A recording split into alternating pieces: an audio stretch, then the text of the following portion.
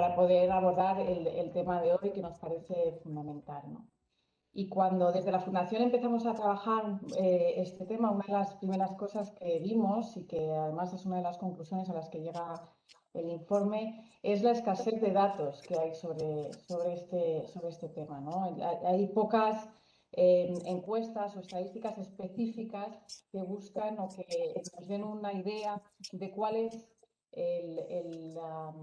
la situación de la gestión de la diversidad religiosa en el entorno laboral en nuestro país. Y hay pocos datos. De los pocos que hemos podido extraer vienen de encuestas sobre discriminación, sobre percepciones de discriminación, de alguna encuesta del CIS, y que arrojan datos que son significativos, ¿no? Como que, bueno, alrededor de un 4% de las personas residentes en España dicen haber sufrido discriminación por motivos religiosos, y entre aquellas personas que han vivido, que dicen haber experimentado, que perciben esa discriminación, casi el 20%, un poquito más del 20%, señalan el lugar del trabajo como el espacio donde se da esta discriminación, solo por detrás de la calle, ¿no? Entonces, estos datos, aunque hay que cogerlos un poco con pinzas porque no son encuestas específicas sobre esto, sí que dan un poco un sentido de del tema del que estamos hablando hoy, ¿no? Un poco del alcance. Y nosotros desde la Fundación lo que queremos hacer en los próximos meses es seguir trabajando en esto, seguir indagando, intentando afinar más esos datos para poder entender mejor cuál es la dimensión y este fenómeno y cómo se da, cuáles son las manifestaciones de esta discriminación, ¿no? Y es a lo que nos vamos a dedicar en los próximos meses, ¿no?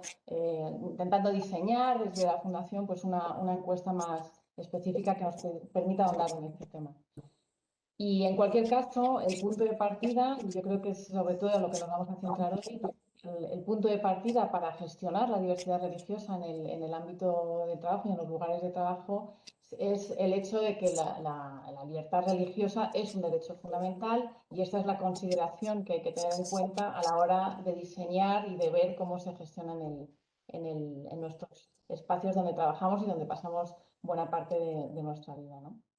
Bueno, pues un poco esta es la introducción que yo quería hacer al día de hoy, a la presentación de hoy, pero los protagonistas son los autores del informe, a los que aprovecho para agradecer su colaboración en estos meses.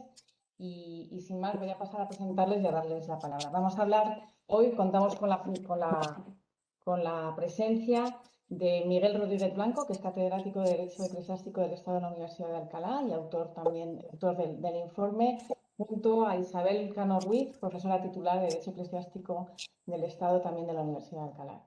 Así que sin más, muchas gracias a todos. Os dejo, bueno, antes de pasarles la palabra, perdón, simplemente deciros, como siempre, que esta presentación va a ser grabada porque así la podremos luego poner en nuestras redes para que pueda acceder a más gente, y que sí que os vamos a pedir que por favor dejéis el micro apagado para que no haya ruido durante la presentación. Y por último, invitaros a que, por supuesto, nos mandéis vuestros comentarios y preguntas en el chat para que luego se las podamos trasladar a los presentadores y poder tener una conversación al final de la presentación. Así que, sin más, os dejo la palabra para que empecéis la presentación. Muchas gracias. Muchas gracias. Buenos días. En primer lugar, quisiera, en nombre del profesor Miguel Rodríguez Blanco y en el mío propio, agradecer a todos los participantes su asistencia y amabilidad por acompañarnos en esta presentación.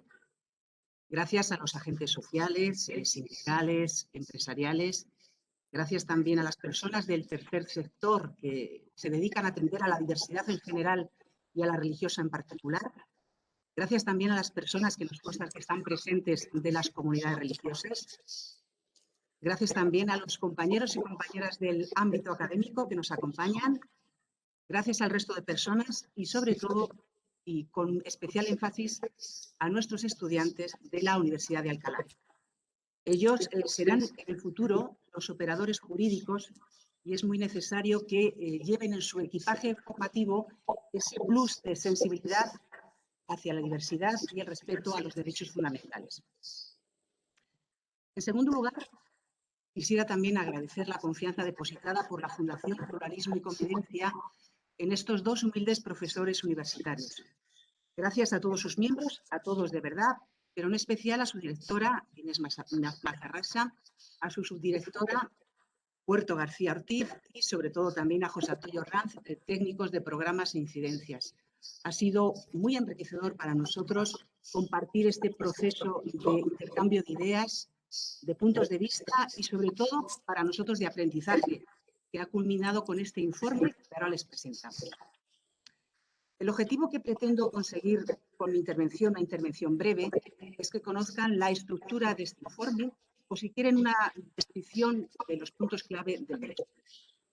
Pues bien, este documento está dividido en 5 grandes apartados: una introducción, un marco normativo, un análisis del ejercicio del derecho de libertad religiosa en el ámbito laboral, unas conclusiones acompañadas de unas propuestas de mejora y finalizamos con un anexo, un sencillo anexo de jurisprudencia.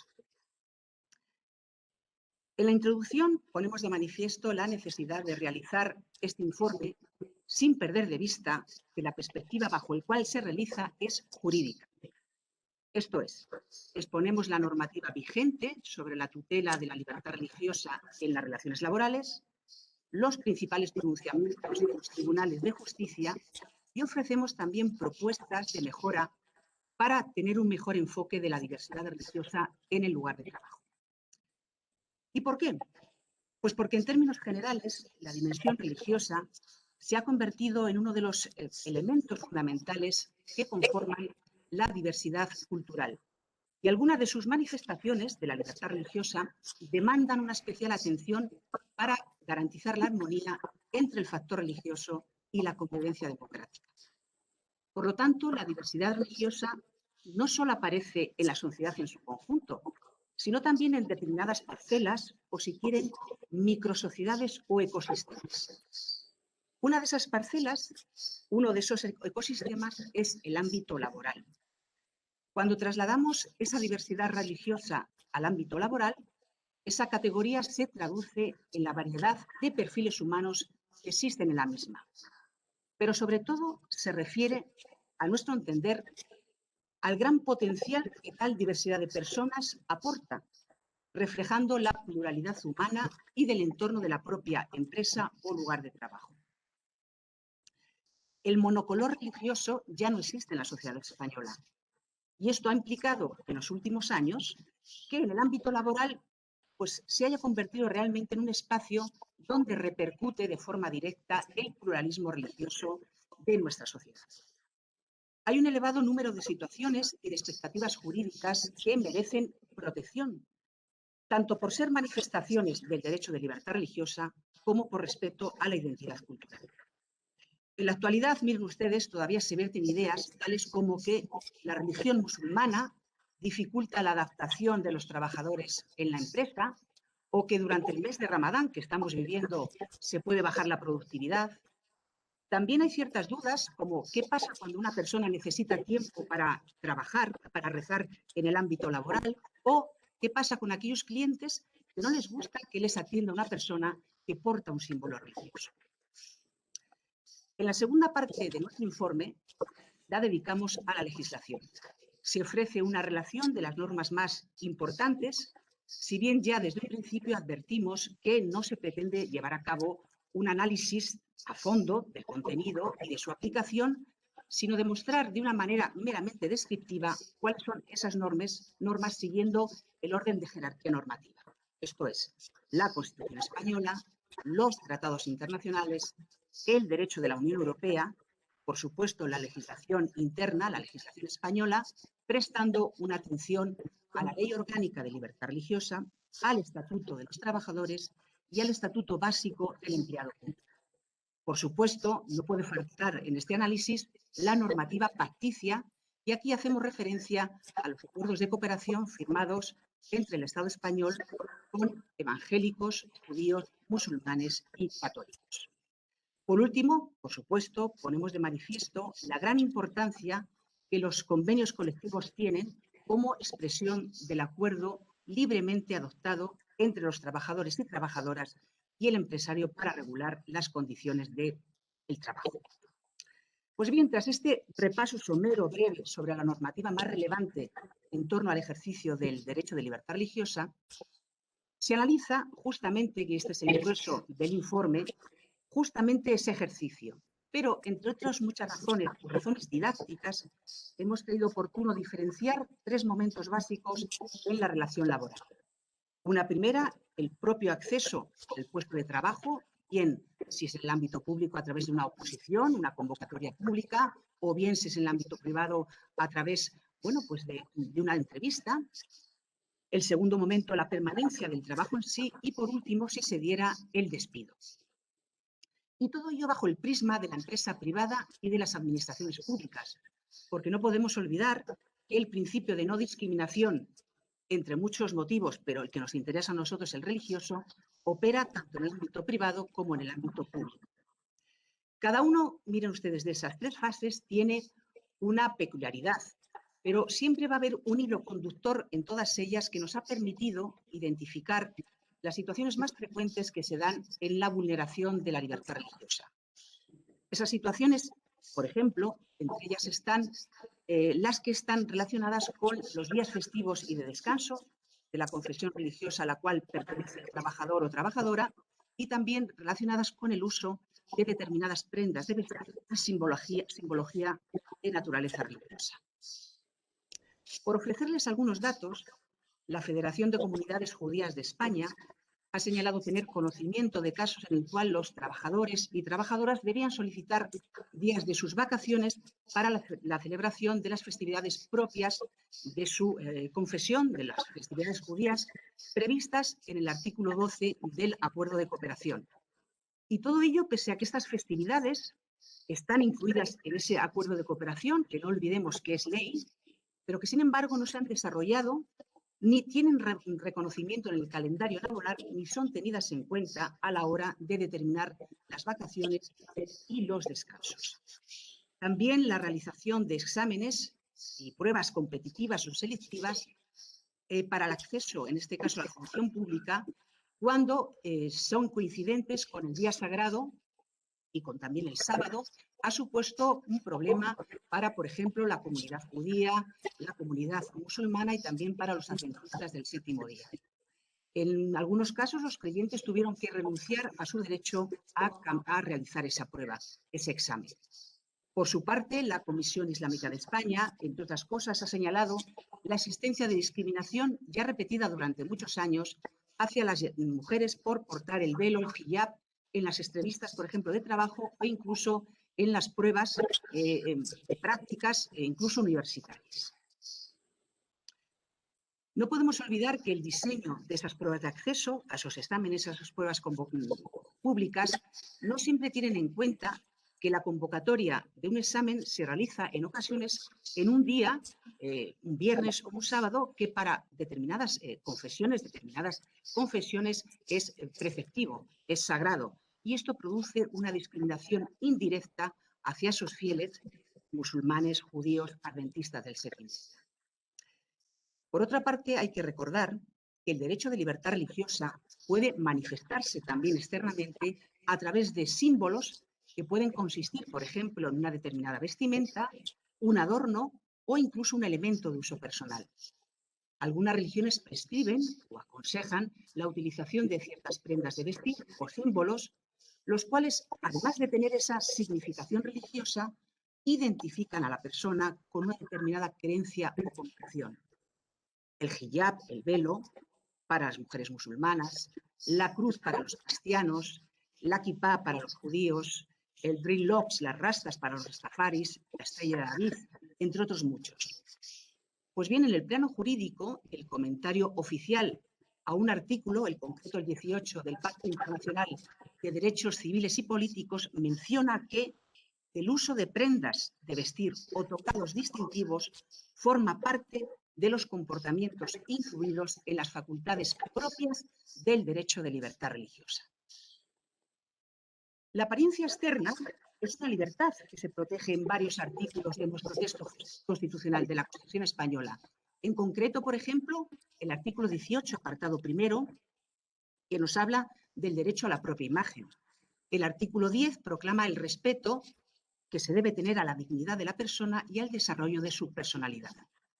La apariencia externa, por tanto, no solamente es parte de la identidad y la personalidad de cada sujeto, sino que también contribuye a la integración en el colectivo de pertenencia. Pues bien, esta apariencia se enfatiza, se realza en el ámbito religioso, pues el uso de vestimentas y símbolos religiosos, símbolos distintivos, se convierten, junto con otros muchos elementos, actividades, alimentación, rezos, en nucleares para los creyentes. Toda limitación a la libertad de la apariencia externa del trabajador o trabajadora debe estar justificada por la naturaleza de la prestación laboral y también debe ser proporcional al fin que se pretenda conseguir. Por ello, se encuentran en este caso argumentados, están justificados los casos como la seguridad en el empleo, la higiene, la salud laboral, porque estos sirven para proteger el derecho a la vida y la salud. Así, por ejemplo, en los trabajos de atención y cuidados a los enfermos es razonable evitar el uso de collares o de cualquier accesorio, tengan incluso o no significación religiosa, para tratar de preservar en todo momento los derechos de los usuarios de esos servicios, prefiriendo limitar esos derechos, por ejemplo, manifestación externa de la libertad religiosa o la apariencia, cuando los usuarios, en este caso normalmente pues personas enfermas, se encuentran en una situación frágil o de dependencia, como ocurre, por ejemplo, en los centros sanitarios. También se puede justificar cuando el empresario quiera establecer en su actividad laboral una uniformidad para dar homogeneidad en la apariencia de sus empleados o empleadas. Normalmente estos casos se producen, por ejemplo, en aquellas empresas que se dedican a la hostelería, al transporte, a las grandes superficies, a la seguridad, donde la pronta identificación forma parte de esa actividad obligada del trabajador o trabajadora. Pero nosotros aquí añadimos que no es necesario que se impida una leve o levísima alteración en ese uniforme cuando el trabajador o trabajadora desee ejercer su libertad religiosa portando prendas u objetos de carácter o de naturaleza religiosa que no impidan el fin normal pretendido por el uniforme. En este informe se dedican también varias páginas a las llamadas empresas de tendencia. Las tendencias son aquellas cuya finalidad principal o primordial es expresar, sostener o comunicar unas determinadas ideas, convicciones o creencias.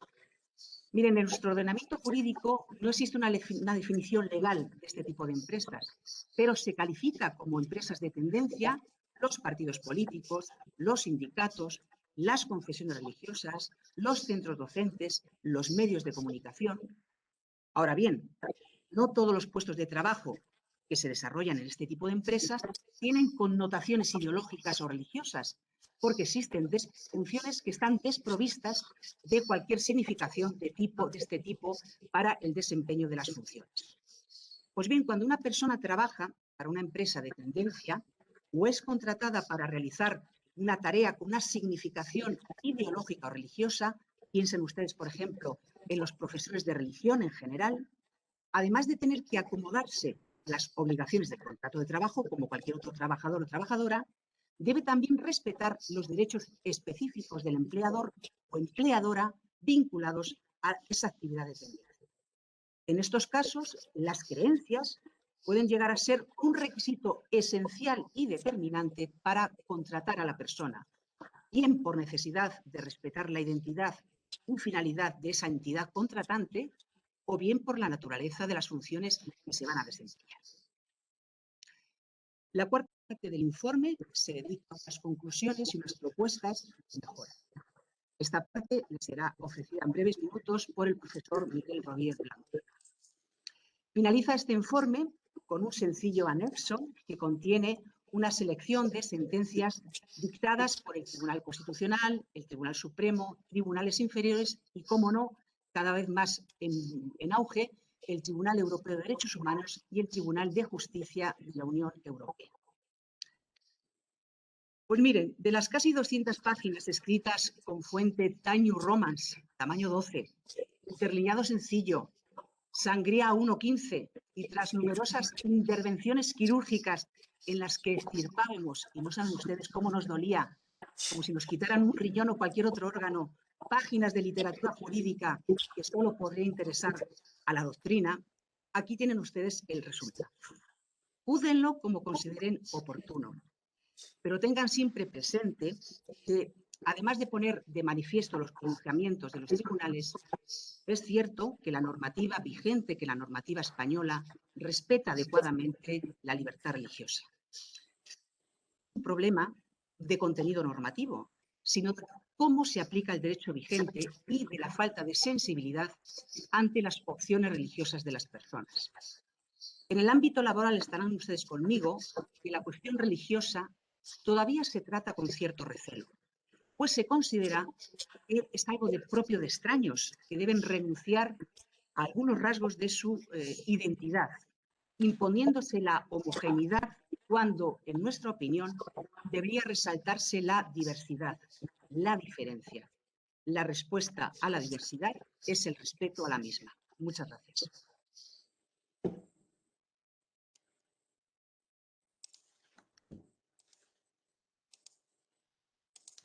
Buenos días a todas las personas que están siguiendo esta presentación. Me toca ahora proceder al turno de intervención. Mis primeras palabras deben ser para agradecer a la Fundación Pluralismo y Convivencia la confianza depositada en la profesora Isabel Cano y en mí mismo para llevar a cabo el informe que estamos presentando esta mañana. Y de forma muy especial quiero agradecer a la Fundación Pluralismo y Convivencia su labor y compromiso con la garantía y protección de la libertad religiosa. Como se ha explicado, el informe se ha elaborado con la finalidad de ofrecer un diagnóstico sobre la protección del derecho fundamental de libertad religiosa en el marco de las relaciones de trabajo. Sin embargo, no quisimos limitarnos a la recogida y análisis de datos, sino que nos pareció oportuno, a partir de la información obtenida, hacer propuestas concretas que pudieran resultar útiles para los agentes sociales, las empresas y, en general, los operadores jurídicos. ¿Con qué finalidad? Con la de alcanzar una aproximación a la diversidad religiosa en el ámbito laboral conforme a los principios y reglas que establece nuestro ordenamiento. Y es que contamos, como acaba de decir la profesora Isabel Cano, con un marco normativo ampliamente protector del derecho de la persona a elegir libremente sus creencias y convicciones y a no ser discriminada por sus opciones en materia espiritual. Lo cual nos lleva ya a un primer dato, que quizá pueda parecer poco técnico, impropio de la dogmática jurídica, pero que a mi modo de ver es fundamental. Estamos ante un tema en el que la sensibilidad es importante. Esto es, esa capacidad de ser receptivo a determinados asuntos o problemas y ser proclive a ponerles solución. La sensibilidad también hace referencia a la capacidad de reacción, a la capacidad de apreciar y a la respuesta emocional. La tutela de las inclinaciones religiosas de las personas en el mercado de trabajo requiere mirar la diversidad, incluida la religiosa, como una característica propia de nuestra sociedad y que debidamente tratada se convierte en un valor, en un activo, porque fomenta el libre desarrollo de la personalidad, la pluralidad, la empatía y el respeto hacia los demás. En definitiva, una mirada de apertura de la que solo cabe extraer réditos. El informe ofrece 10 conclusiones y una recomendación o propuesta final. No voy a exponer de manera ordenada cada una de esas conclusiones, pues creo que eso provocaría una gran monotonía en mi intervención, sino que voy a incidir en aquellos datos e ideas que juzgo más interesantes. El primer dato que quiero mencionar es que en los últimos años han aumentado los casos que llegan a los tribunales en los que se plantea una posible vulneración del derecho de libertad religiosa o una discriminación, bien directa o bien indirecta, basada en las creencias de la persona. Las causas son variadas, pero creemos que hay dos que son las más relevantes. Por un lado, el aumento de la diversidad religiosa. Se están planteando situaciones que hace unos años no se daban o eran meramente anecdóticas. Por otro lado, la sociedad española viene experimentando una progresiva secularización en las últimas 4 décadas que hace que exista una tendencia a concebir los entornos laborales como espacios neutrales, entendida la neutralidad como ausencia de toda manifestación religiosa. Pasa en otros ámbitos, como es el caso del deporte, en el que los organismos reguladores limitan la manifestación de las creencias por parte de los deportistas. Junto a estas dos causas, hay otros factores que no se deben desdeñar. Es el caso de los estereotipos o de la conexión de la discriminación religiosa con otro tipo de discriminaciones. Un dato que aflora en el análisis de la jurisprudencia es que varios de los casos planteados recientemente ante los tribunales se refieren a mujeres y, en concreto, a mujeres de religión musulmana. Una segunda cuestión relevante que quiero destacar es que la correcta gestión de los casos en los que las convicciones religiosas del trabajador o trabajadora colisionan con el contenido de la prestación laboral exige partir de la consideración de la libertad religiosa como un derecho fundamental que cuenta con una dimensión externa que faculta a la persona a manifestar sus creencias y a comportarse de acuerdo con ellas, tanto en el ámbito privado como en el público, y a mantenerlas frente a terceros. Junto a ello, un principio rector del ordenamiento jurídico en el marco de la ocupación es la prohibición de discriminación directa e indirecta por razón de religión.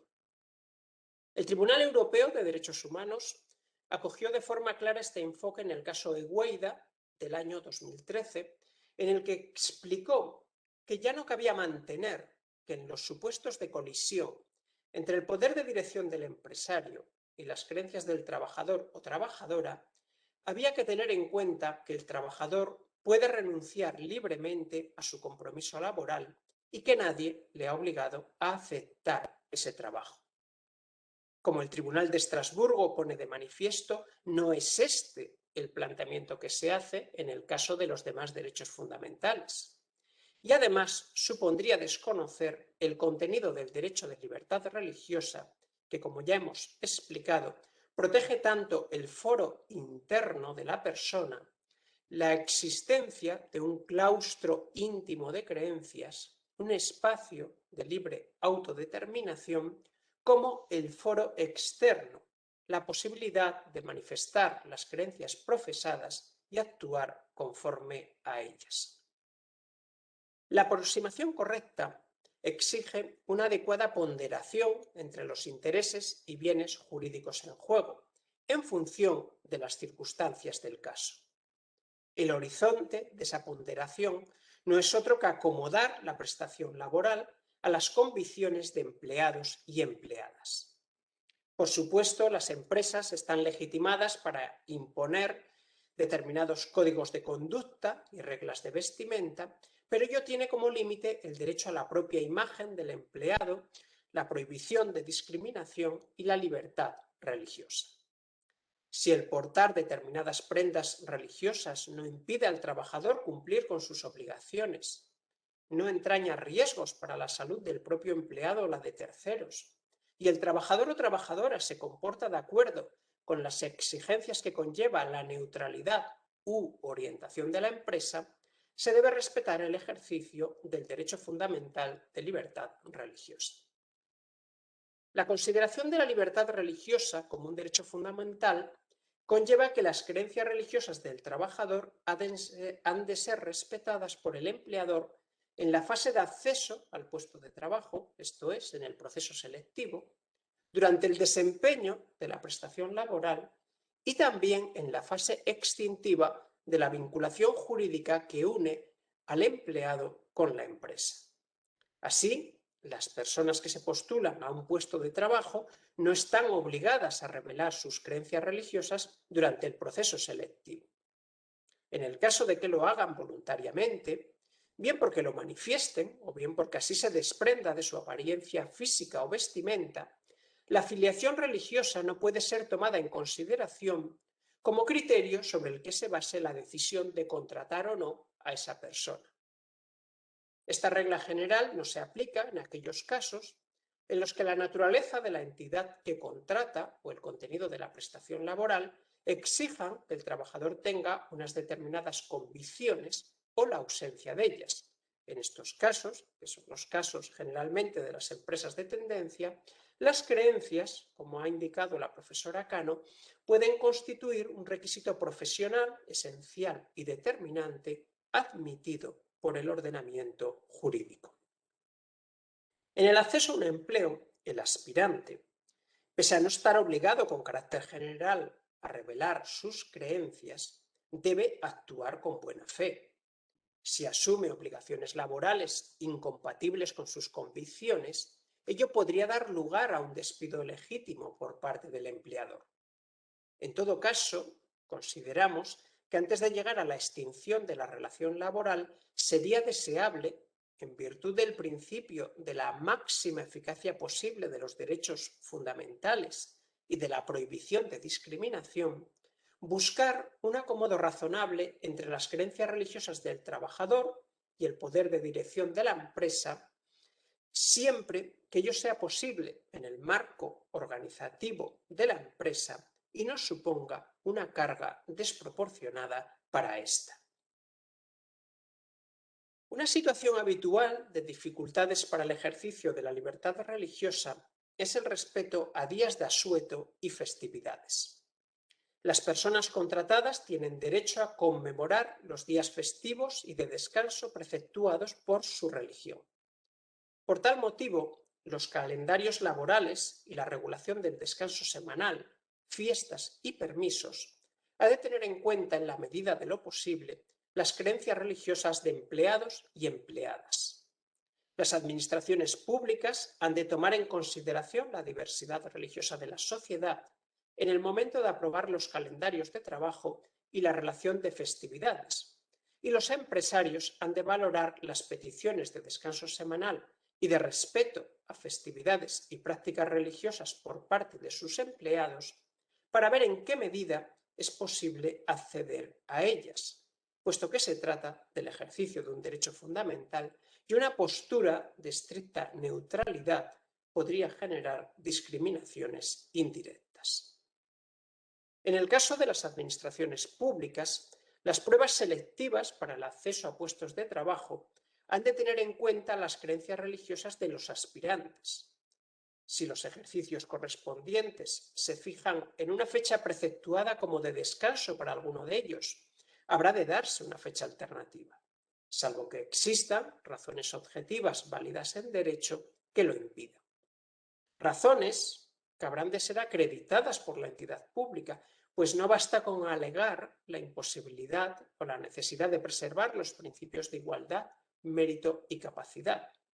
Existen, en este punto, obligaciones positivas para los poderes públicos que han de velar por un reconocimiento real y efectivo de los derechos fundamentales, por la plena integración de todas las personas y por evitar situaciones directas o indirectas de discriminación. Me centro ya en la recomendación final del informe. La diversidad es una característica de nuestra sociedad de hoy día y el mundo laboral no es ajeno a este dato.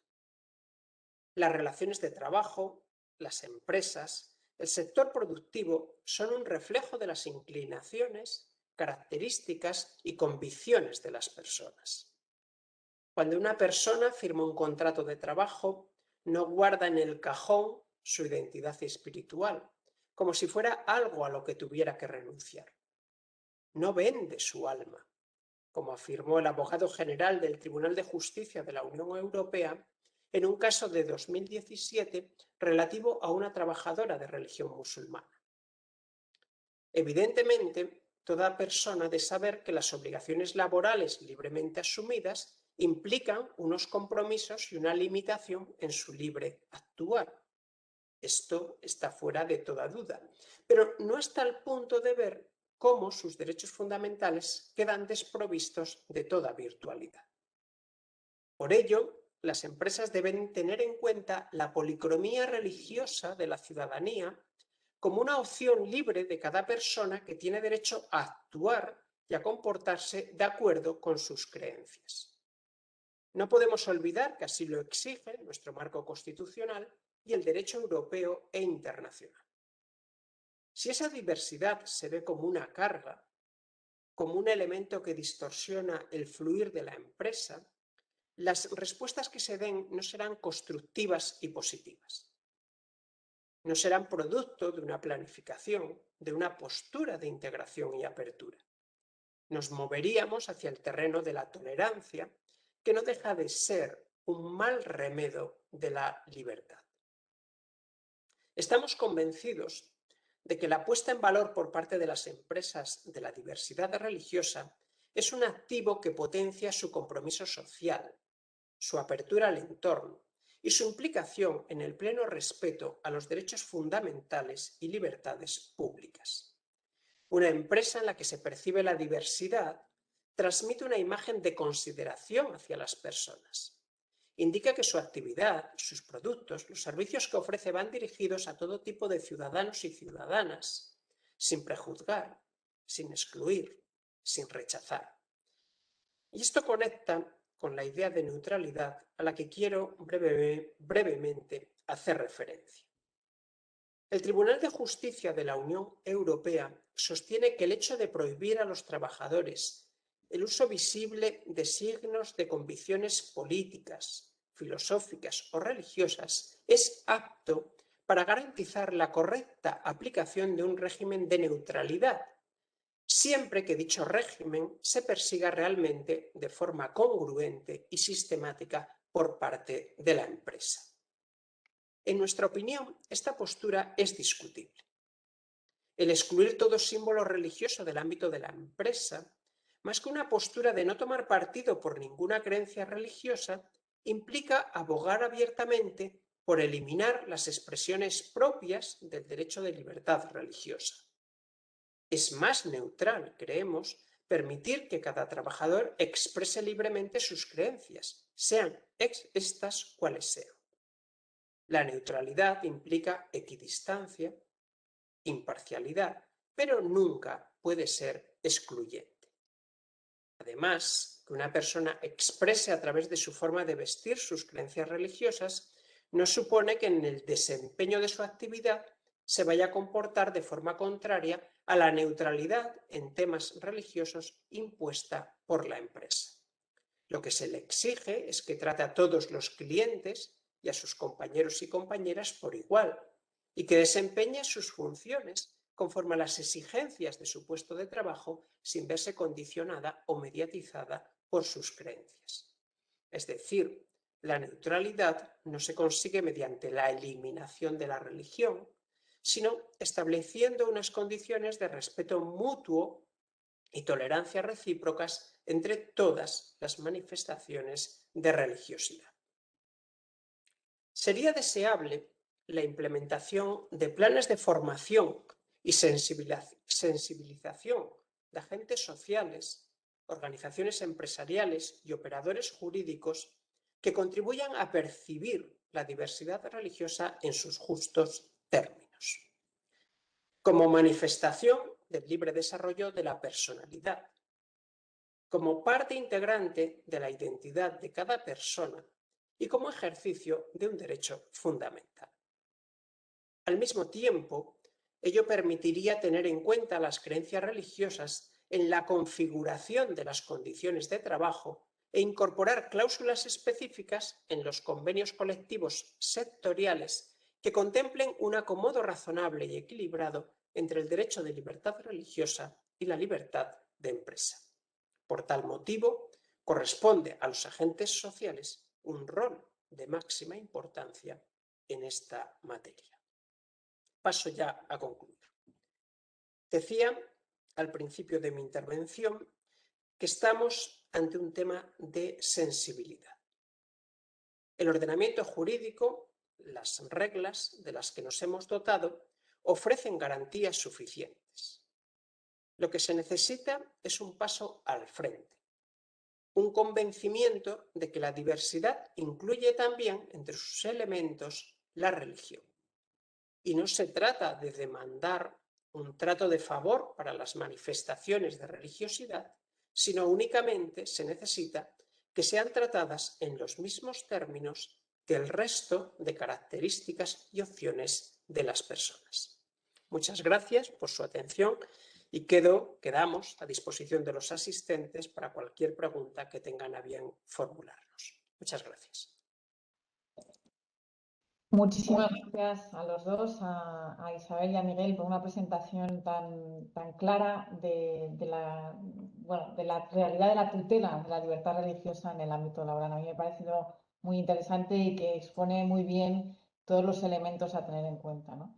Yo no sé si, desde aquí invito a los participantes a ir mandando preguntas al chat, si tienen alguna. Por ahora creo que hemos estado todos muy atentos y muy pendientes de la presentación. Yo sí que tengo alguna pregunta, o sea que si mientras que la gente se va animando, yo, si os parece, os lanzo un par de preguntas. Y la primera sería que uno de las recomendaciones o una de las conclusiones, ¿no?, a las que llegáis es que los convenios sectoriales podrían ser un instrumento adecuado, ¿no?, para proteger el derecho a la libertad religiosa en la empresa. A mí me gustaría que a lo mejor desarrollarais un poquito más este aspecto de cuáles serían las recomendaciones o de cómo se podría concretar, ¿no?, esta protección dentro de los convenios colectivos. Si le parece a la profesora Cano, puedo proceder yo a responder a esta pregunta. Muchas gracias, Inés, en primer lugar, ¿no?, por darnos la ocasión, ¿no?, de ahondar en una cuestión que nos parece capital y a la que he hecho referencia en mi intervención. Respecto a esta cuestión, si me permiten los asistentes, yo suelo contar una anécdota personal, una experiencia que viví de primera mano hace bastantes años en la provincia de Almería, en la zona del Ejido, donde un domingo visité una serie de invernaderos donde estaban los trabajadores desempeñando su labor, concretamente recogiendo melones que estaban maduros y listos para ser llevados al mercado del Ejido en camiones. Y me encontré con que todos los trabajadores eran de religión musulmana, los que estaban allí, un grupo de 6 u 8 personas. Hablé con el empresario y le pregunté que cómo hacía, si tenía muchos trabajadores de religión musulmana para acomodarse a sus creencias religiosas, y decía, pues, mi actividad, que es la actividad de la agricultura de los invernaderos, no distingue entre si estamos en lunes, miércoles, sábado o domingo. Hoy es domingo y hay una serie de frutas y verduras, pues, que hay que cortar, un trabajo que hay que realizar, y que estas personas sean de religión musulmana, pues me viene muy bien porque no me plantean ningún problema en trabajar en domingo, y el día de rezo colectivo conforme a sus creencias vienen otro tipo de trabajadores. Esta anécdota creo que sirve para ilustrar que en el caso de las relaciones de trabajo hoy día tenemos que ser conscientes de que vienen caracterizadas en muchos casos por una enorme flexibilidad. Ya no tenemos unos horarios de trabajo tan tasados y rígidos. Ya hay cantidad de actividades de todo tipo que se realizan, por ejemplo, en fines de semana. En muchas comunidades autónomas hay una liberalización total de los horarios comerciales, ¿no? Y por tanto, acomodar la regla general, por ejemplo, del descanso semanal o de los días festivos que establece la normativa laboral a las características propias de las creencias del trabajador puede ser un beneficio para la propia empresa, porque va a tener trabajadores que en días en los que habitualmente, por ejemplo, fines de semana o algún festivo católico, de inspiración católica, tenía dificultad para encontrar empleados, ¿no? Los convenios colectivos, al ser una norma que rige las condiciones particulares de trabajo, bien en una empresa, o como nosotros hablamos aquí de los convenios sectoriales, bien en un determinado sector, permiten, por un lado, tomar en consideración las características propias de ese sector, de esas prestaciones laborales, y por otro lado anticiparse a las posibles demandas basadas en las creencias o convicciones de cada trabajador. Siempre es mejor una labor de planificación y previsión de antemano incorporada a una norma jurídica como es en el ámbito laboral el convenio colectivo, que estar analizando caso a caso en función de las circunstancias de cada persona. Hemos insistido en que esta es una cuestión de sensibilidad y esa sensibilidad no se debe manifestar en el momento en el que surge el conflicto, sino que implica anticipar el posible conflicto, anticipar el posible problema y prever ya de antemano pautas de solución o pautas, como hemos dicho, de acomodo. Esas son las razones, ¿no?, principales por las que hacemos esa propuesta. Muchas gracias, Miguel. Pues os voy a ir trasladando alguna pregunta que sí que nos han planteado. Y la primera sería, y leo textualmente la pregunta, la excepción de la uniformidad en el trabajo para poder poner límites a la vestimenta. ¿Cómo se ha traducido en los casos jurídicos estudiados? Es una excusa habitual y no parece que un velo o una kippah pueda suponer mayor alteración de uniforme. Pues si les parece, contesto yo a María. María, muchísimas gracias por tu pregunta. En efecto, siempre es la excusa que en ocasiones desde el punto de vista empresarial se suele poner. Un caso que además nosotros reflejamos de manera muy resumida es el de un conductor de un autobús en una empresa pública en Baleares, que realizaba su trabajo muy bien, conducía perfectamente el autobús, muy querido por los usuarios del autobús como tal, y él, al ser miembro de al ser judío, llevaba la kippah y se puso, para que no importunara a nadie, una gorra de color azul, haciendo juego con el uniforme, para que nadie se sintiese mal. No sé por qué sentirse mal, pero así lo hizo.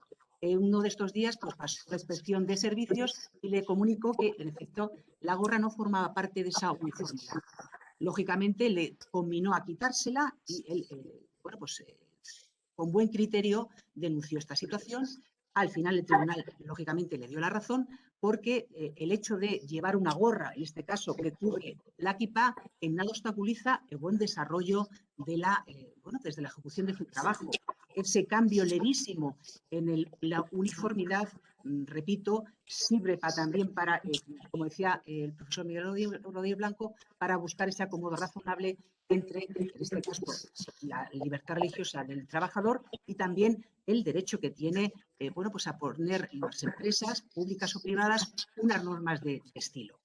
En efecto, habrá ocasiones, María, o el resto de compañeros y compañeras, en las cuales, lógicamente, determinados símbolos o incluso vestimentas, como hemos dicho, por ejemplo, en los hospitales, pero incluso no me refiero a algo religioso, sino, por ejemplo, llevar anillos, llevar colgantes, en los hospitales, por motivos, en este caso, de seguridad en el paciente y en el propio trabajador, pues son convenientes quitarlos. O cuando una persona está realizando un ejercicio físico, una niña que lleva un velo, o realizando algún tipo de actividad química, por ejemplo, se me viene a la memoria. En este caso, en efecto, son cosas curiosas, pero como decía el profesor Díaz Blanco, afortunadamente, yo digo el adjetivo afortunadamente, la sociedad española ya no tiene un monocolor religioso. Hay una diversidad que, en la medida de lo posible, hay que respetar. Muy bien, pues eso sigo planteando. Mira, Álvaro Serrano de Ferede comenta: muchas gracias a los dos, han sido unas estupendas intervenciones. Y pregunta: Miguel ha comentado brevemente las especificidades de las entidades de tendencia en cuanto a la contratación de personas que compartan determinadas creencias. ¿Podría desarrollar un poco esta idea?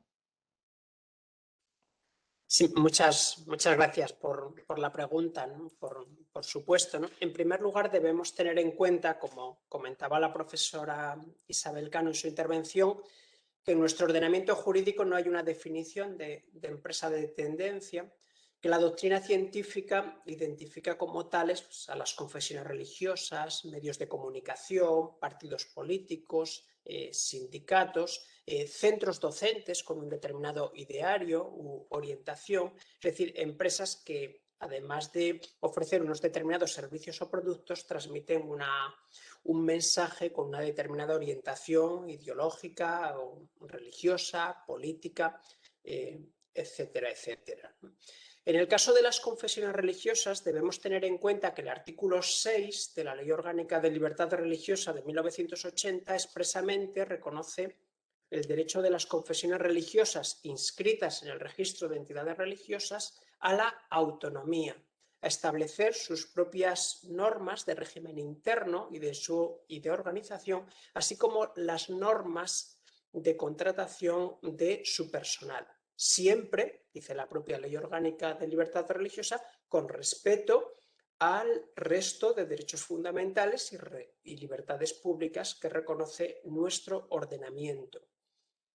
En esta materia que nos ocupa hay una directiva europea del año 2000, que se llama la Directiva Marco, que establece precisamente pues, un marco general de igualdad en el ámbito del empleo y de la ocupación, en cuyo artículo 4 hace referencia a las tareas de tendencia y a las empresas de tendencia.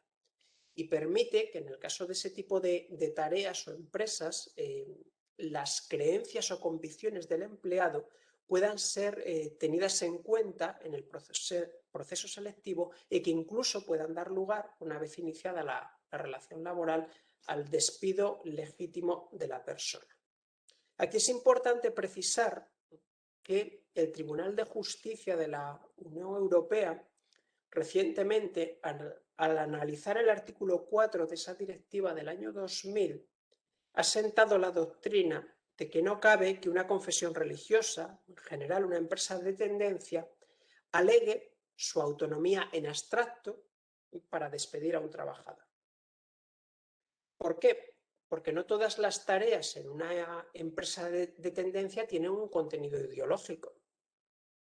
Puede haber personas que realizan una labor puramente técnica que no tenga ninguna connotación ideológica. No es lo mismo, pues no sé, en un medio de comunicación quien redacta artículos o noticias que una persona que se dedica simplemente pues, al mantenimiento informático de los equipos de trabajo. Es una labor estrictamente técnica sin connotaciones ideológicas, ¿no? El Tribunal Europeo de Derechos Humanos dice la empresa de tendencia, la confesión religiosa, si hablamos de una confesión religiosa, debe demostrar que en ese caso el comportamiento del trabajador o las creencias del trabajador afectan a su identidad, a su autonomía institucional y que se produce un riesgo real y efectivo para esa identidad propia de la confesión religiosa. No sé si con esto he dado respuesta a la pregunta formulada. Si hace falta matizar o añadir alguna cuestión, pues por supuesto a disposición de todos los asistentes.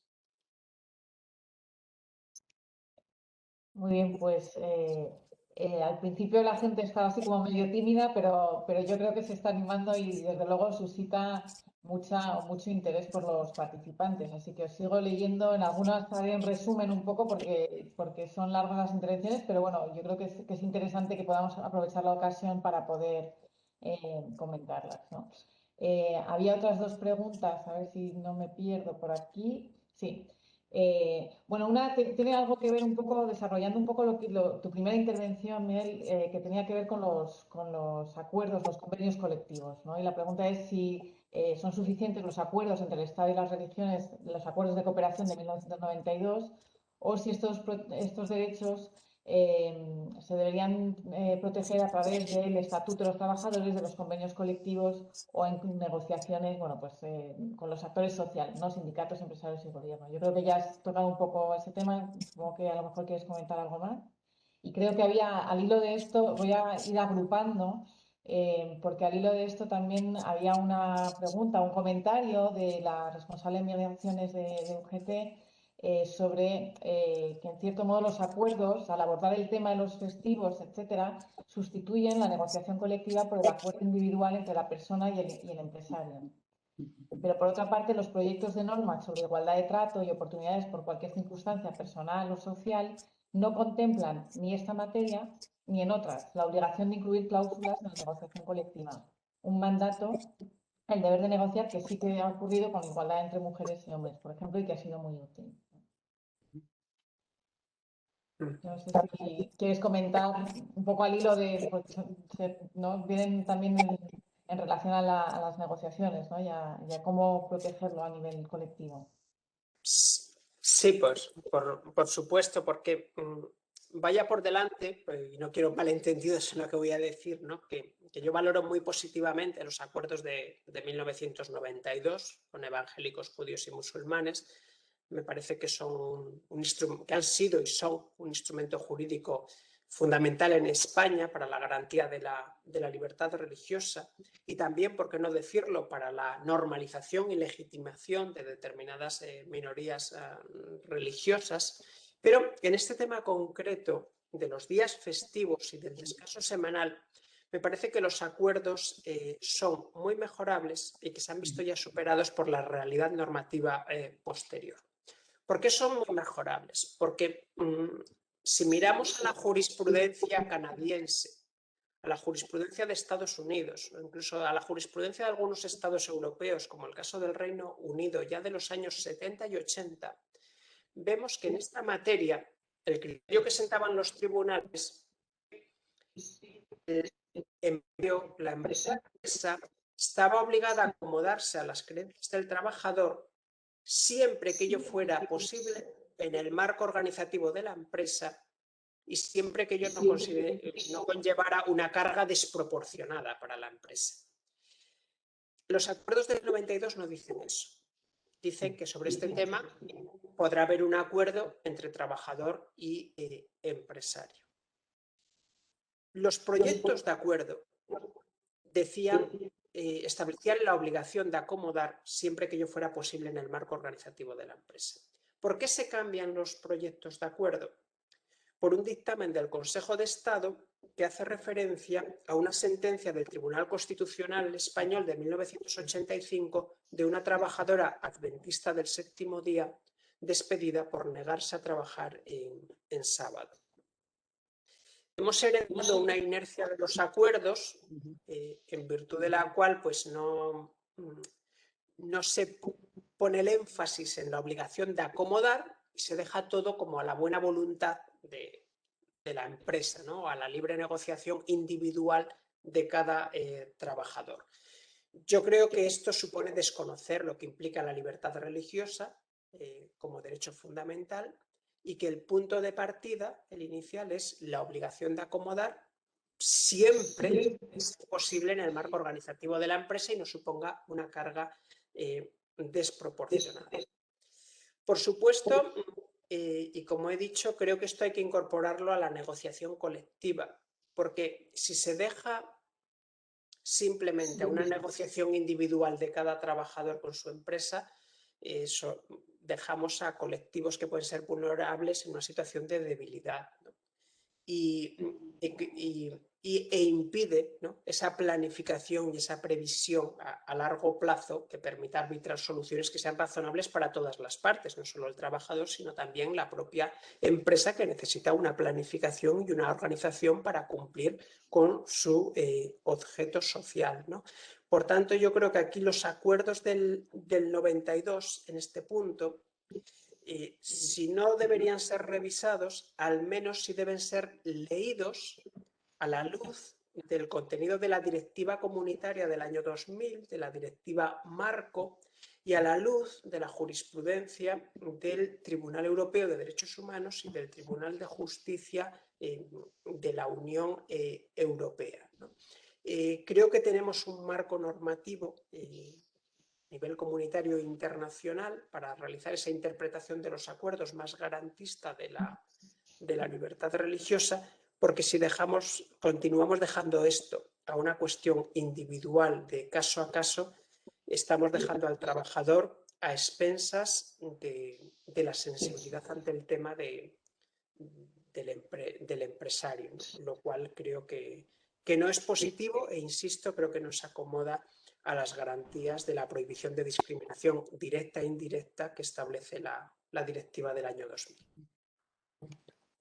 Gracias, Miguel. Y yo creo que había otros comentarios en esta misma línea, en concreto Alejandro Torres, al que saludamos también, precisamente en que no se podía dejar todo, ¿no?, a la empatía y que a lo mejor había que, pero que el marco está establecido de otra por otro lado, ¿no? La directiva de igualdad de trato en el empleo y la ocupación, etcétera, sí que marca ya un punto de partida sobre el que trabajar, ¿no? Yo creo que bueno, hay varios comentarios. Yo creo que esto suscita, de hecho, uno de los grandes temas, ¿no? Pero por cambiar también, por pasar a otro tema y darle respuesta a otras preguntas, se pedía una aclaración, y ya sé que me he saltado alguna, volveré después, pero creo que había una aclaración que se pedía a la profesora Cano, porque dice que no ha comprendido bien a la profesora Cano con la realidad del conductor de autobuses. Pero no encuentro el respeto al derecho fundamental a la libertad religiosa por parte del tribunal que conoció el caso por permitir al trabajador utilizar una gorra para tapar la kipá. Si no se le permitió conducir un autobús con kipá, poco avanzó ese pronunciamiento judicial. Solo es una aportación, seguro. O sea, si entiendo bien, yo creo que la confusión está entre llevar la kipá y una gorra que tapaba la kipá, ¿no? No, efectivamente, aquí el conductor quiso ponerse, tuvo, bueno, pues esa, vamos a llamarle cortesía, de ponerse la gorra, efectivamente. Lo suyo no es ponerse la gorra y ponerse directamente la kipá. Tiene toda la razón. Pero ahondando lo que decían los compañeros, incluso pues algún comentario de Sori, que nos habla desde Ceuta, que efectivamente tampoco vamos a ser aquí, no sé, no estamos descubriendo la pólvora tampoco. Una cosa es lo que dice la normativa y otra cosa es la realidad del día a día. Está claro que existen acuerdos que son leyes ordinarias como tal, pero es que la tristeza que nos causa incluso a los que enseñamos derecho, y aquí hay muchos estudiantes también, es que luego vemos que los propios operadores jurídicos, los propios jueces no se toman en serio los acuerdos de cooperación. Me viene a la memoria, por ejemplo, pues el típico caso que explicamos en clase y ponemos como práctica de la niña musulmana, la sentencia famosa del Tribunal de Justicia Superior de Madrid, de la niña de los comedores, que solicitaba pues, la adaptación del menú a, bueno, pues en este caso, su religión, y le fue denegada simplemente por motivaciones religiosas. Entonces, decía el profesor Alejandro Torres, efectivamente, que no es cuestión de empatía, pero además de no ser cuestión de empatía, que yo creo que sí también, es cuestión también de que las propias comunidades sean más reivindicativas. Es decir, a mí no me vale decir que un tribunal me diga que no, y yo me vea en la obligación, por no seguir bueno, pues, batallando judicialmente, llevar a mi niña, por ejemplo, a otro colegio. ¿Por qué? Porque todavía, repito, sigue ese recelo hacia lo religioso en general.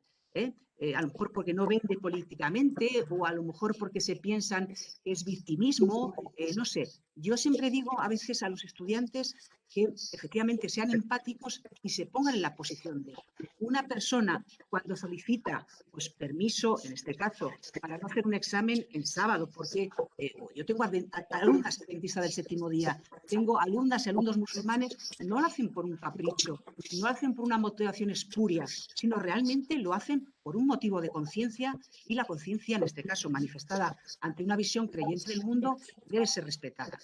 ¿Que todas estas cosas son difíciles? Claro que sí. Decían ahora los compañeros sobre las festividades. Hombre, efectivamente, mañana celebramos un día festivo, el día 1 de mayo, pero de esas 14 festividades, las religiosas son católicas.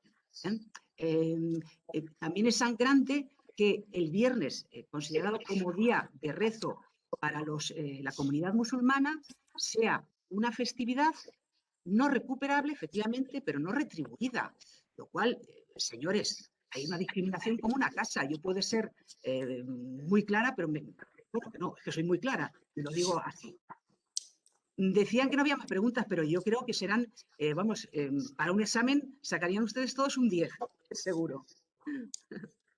Sí, yo creo que la última pregunta que yo creo que es interesante, porque de esto no hemos hablado, que también es cierto que el mundo del trabajo además es dinámico, ¿no? Cada uno pasa por distintas etapas, ¿no? Desde la entrada, ¿no? Y la promoción, el ascenso, el final, ¿no? Entonces, había una pregunta que me parece interesante que habla del techo de cristal, de que en qué medida entiendo, se refiere un poco a en qué medida la diversidad religiosa, ¿no? Puede constituir también o puede ser, o cómo se gestiona que la diversidad religiosa no sea un techo de cristal, no hay un techo de cristal para poder ascender o ser promovido en una empresa, ¿no? Entiendo que va por ahí la pregunta.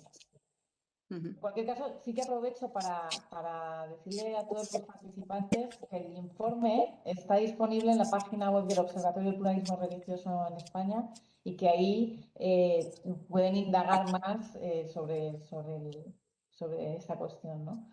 Pero bueno, antes de finalizar, a lo mejor si queréis, si habéis tenido algún planteamiento, habéis podido ver algo en los casos que habéis estudiado o en lo que habéis estado investigando, que se refiere a esto, no solo a la puerta de entrada, que yo creo que en la entrevista, en lo que es la entrevista ya está más estipulado, digamos, pero más en lo que es dentro de una propia empresa el ascenso, ¿no? Y la promoción. En los casos recientes que hemos analizado, salvo que se me escape ahora algún dato, no hemos encontrado referencias a esta cuestión. Que no hayan llegado a los tribunales no quiere decir que no existan, ¿no?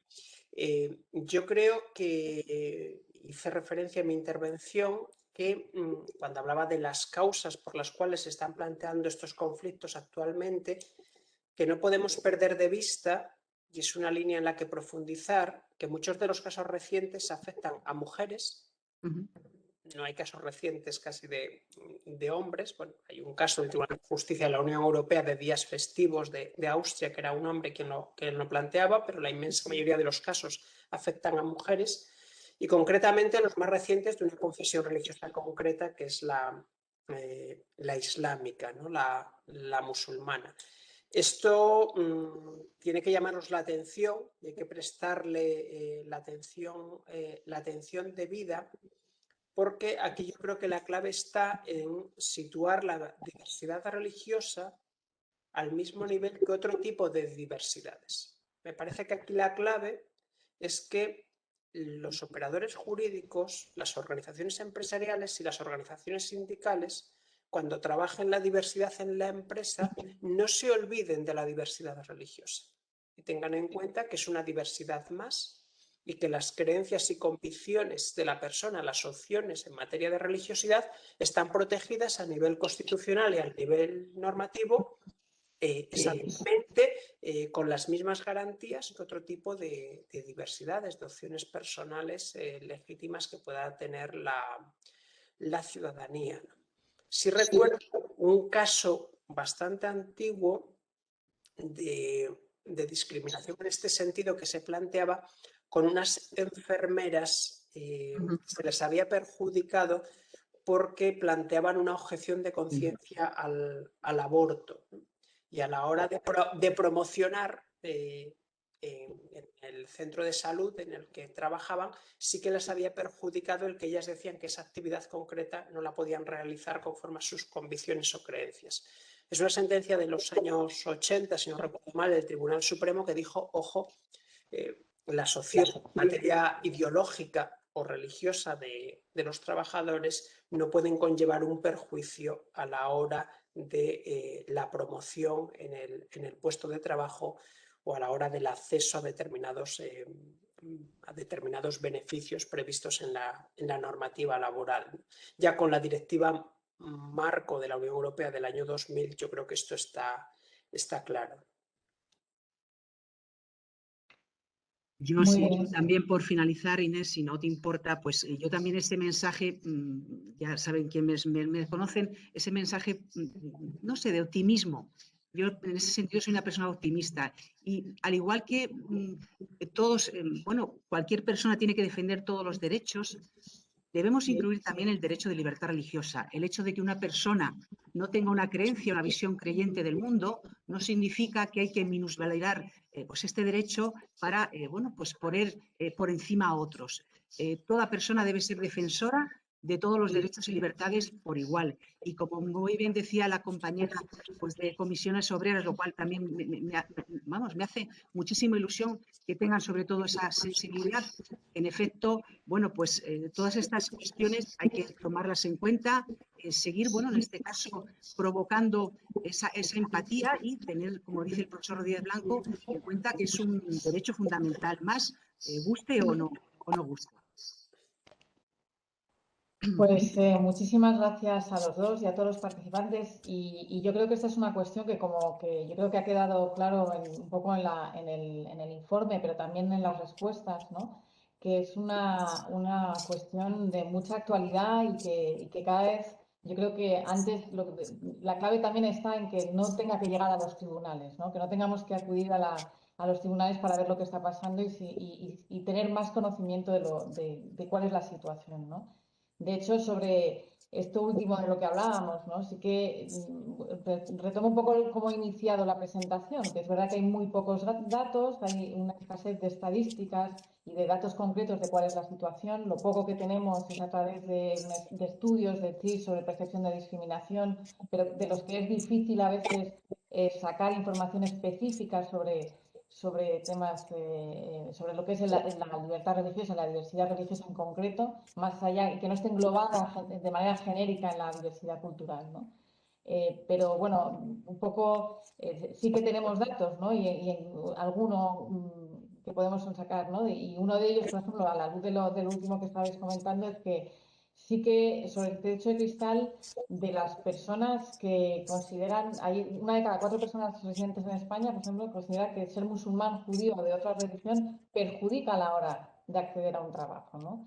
Y de hecho, y una vez que está dentro, ¿no? Una vez que se está en el puesto de trabajo, casi un 20% diría que perjudican en la movilidad dentro de acceder a los puestos de responsabilidad de esa empresa, ¿no? Con lo cual, aunque sean datos que habría que analizar más detalladamente y explicar más, ¿no? Intentar entender más esa realidad, sí que ya dan una pincelada de la realidad con la que nos encontramos, ¿no? Y es un poco, a partir de ahora, nosotros que lo que queremos es, bueno, pues seguir trabajando en este tema, seguir profundizando para poder dar respuestas más acordes a las necesidades ya en la realidad, ¿no? Antes de terminar, por supuesto, agradecer de nuevo a los dos profesores su colaboración en la elaboración y en este trabajo que yo sé que ha sido arduo, pero de verdad muy instructivo y muy interesante.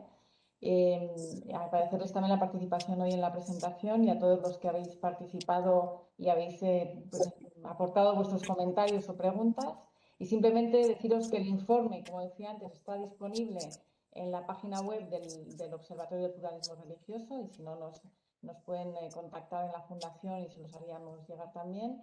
Y que esta intervención, esta presentación de hoy estará disponible en el canal YouTube también de la Fundación Pluralismo y Convivencia. Así que, bueno, pues sin más, os deseo a todos un feliz día y un buen fin de semana. Muchas gracias. Igualmente. Igualmente. Muchas gracias. Muchas gracias a todos y a todas.